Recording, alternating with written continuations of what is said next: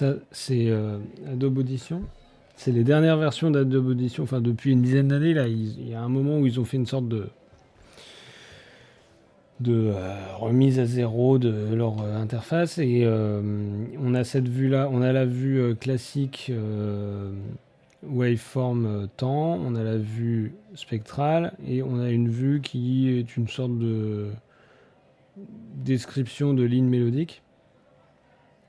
Mais je me souviens très bien qu'à une époque, dans Adobe Audition, il y avait beaucoup plus de vues que ça. Enfin, il y en avait au moins deux autres. Il y en avait une qui montrait la corrélation de phase par rapport au temps. Je ne sais pas exactement à quoi elle servait typiquement. Et il y en avait une qui montrait le panner, c'est-à-dire ça montrait une vue spectrale, mais où la ligne du milieu était le panner central, le haut était la gauche, le bas était la droite, et ça répartissait les fréquences par euh, position dans l'espace du panning, avec des couleurs pour chaque fréquence. Je crois, c'est dans mes souvenirs, mais non seulement j'arrive pas à retrouver... Enfin, j'ai toujours ces vieilles versions d'audition, mais j'essaye de trouver des programmes modernes qui font ça. Il y en a pas beaucoup. Il y avait Audition, et je crois qu'après, il y a eu Wave qui a fait ça.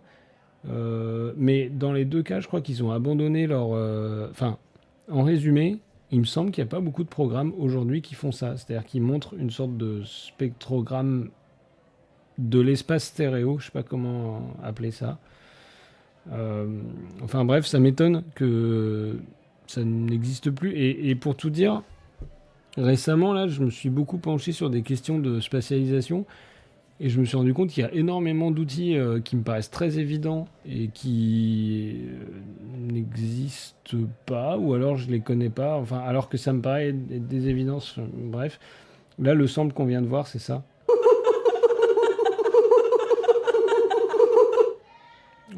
D'ailleurs, il a pas bien.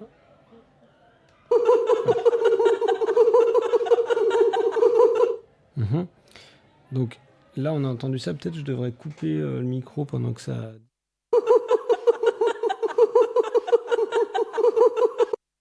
Bon, là, ce soir, je viens de commencer un programme juste pour voir qui. Donc, c'est avec Processing. Il charge un sample. Il charge le sample. Là, pour charger le sample, j'ai récupéré un vieux bout de code que j'avais fait l'année dernière pour Slide Crusher, pour exporter le sample aussi. C'est toujours assez pénible, je trouve, l'exportation et le chargement de samples. Enfin bref. Et ensuite, il fait une FFT. Alors là, pour la FFT, j'ai déjà... Je crois que j'ai des vieux programmes que j'avais fait qui font des FFT, où j'avais codé des FFT moi-même. Mais là, j'ai utilisé les FFT toutes faites dans Minim. Et pour tout dire, cette fonction-là, je l'ai fait coder par ChatGPT. Donc, bon, enfin, ça a l'air de marcher. Et après, je récupère la FFT dans Left Channel Spectrogram et Right Channel Spectrogram.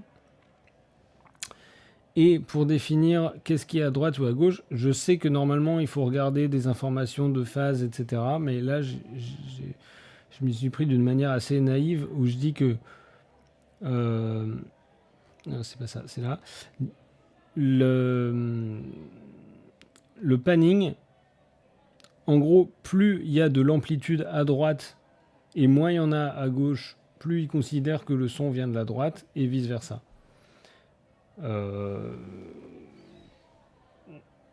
Bah, c'est divisé par l'amplitude générale, mais c'est à peu près ça le calcul. Je ne sais pas si c'est comme ça que ça doit fonctionner, mais en tout cas, c'est une approche assez naïve. Et l'amplitude, pareil, c'est assez naïf. C'est la droite plus la gauche divisé par deux. Peut-être je devrais pas diviser par deux. Peut-être il devrait y avoir un truc logarithmique, je sais pas.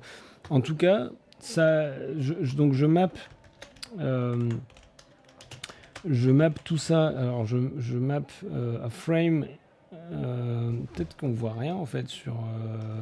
Parce que si jamais je mets cette vidéo sur YouTube après, on va rien voir parce que c'est des toutes petites fontes. Voilà, je mets tout en plus grand.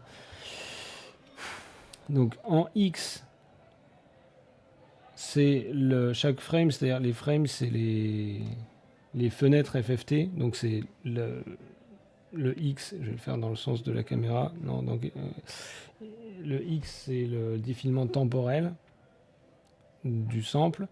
Et le Y, c'est le panner qui va de la gauche vers la droite.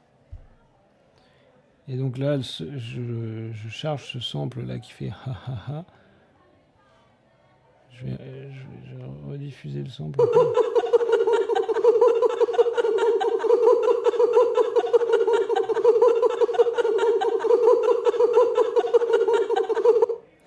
Voilà. Là, on voit le sample. Et on voit que ça rigole à gauche et à droite un peu alternativement. Enfin, ça se déphase. Et ça a l'air de correspondre à peu près. Bon, il faut que je scale tout comme il faut. Les couleurs, elles sont saturées, tout ça. Enfin, je viens de faire ça là, ce soir. Donc, c'est pas du tout parfait. Mais j'ai l'impression que ça marche à peu près. C'est-à-dire que les couleurs, elles sont, je les ai mappées de 0 au maximum de ce que va faire la FFT. Ça va de 0 à 0xe0, c'est-à-dire le rouge, c'est ce qui est basse fréquence et le violet, c'est ce qui est haute fréquence.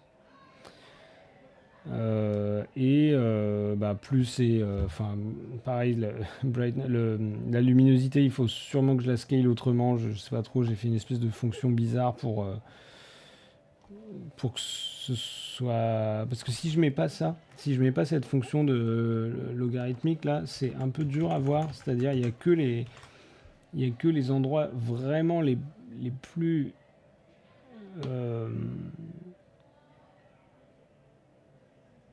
où le gain est le plus élevé qu'on voit, mais on voit pas du tout le reste, donc ça me va pas très bien. Je préfère avoir une visualisation de tout, quitte à ce que tout soit un peu saturé. Et j'ai fait un autre sample là pour vérifier, c'est ce sample là.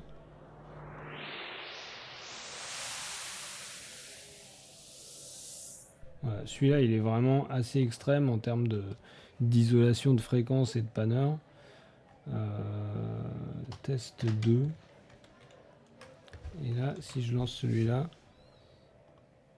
Bon, il y a plein de petits artefacts partout, parce que j'ai sûrement pas fait exactement comme il faut, mais en tout cas, on voit que là, c'est les basses fréquences en rouge. Bon, si on accepte toutes ces parasites violets, là, il y a les basses fréquences en rouge, il y a les moyennes fréquences en jaune, puis en vert, puis les hautes fréquences en bleu, puis en violet. Et on voit que ça va de gauche vers la droite, puis de droite vers la gauche, puis de gauche vers la droite.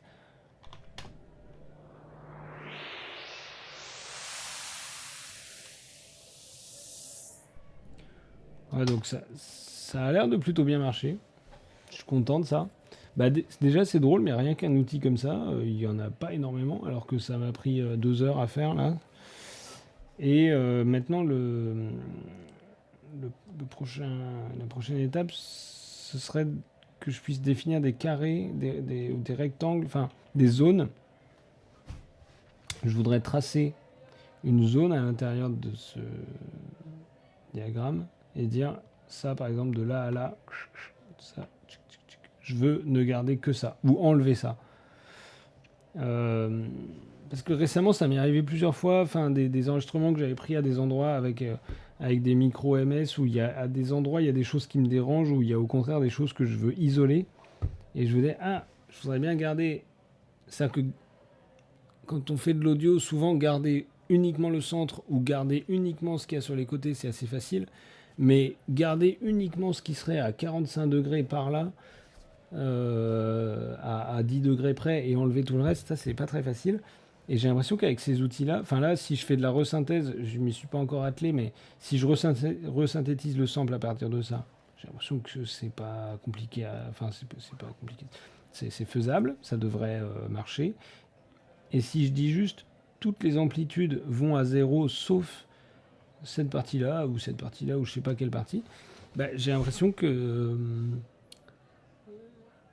ça me paraît trop facile pour être... comment ça se fait que ça n'existe pas alors que ça a l'air si facile. J'ai l'impression qu'il y a un piège et je vais m'atteler à cette tâche et peut-être je vais découvrir que en fait ça marche pas pour des raisons ou alors peut-être que ça marche et que c'est juste que personne ne prend le temps de le faire. Je sais pas pourquoi c'est toujours moi qui dois faire ces trucs.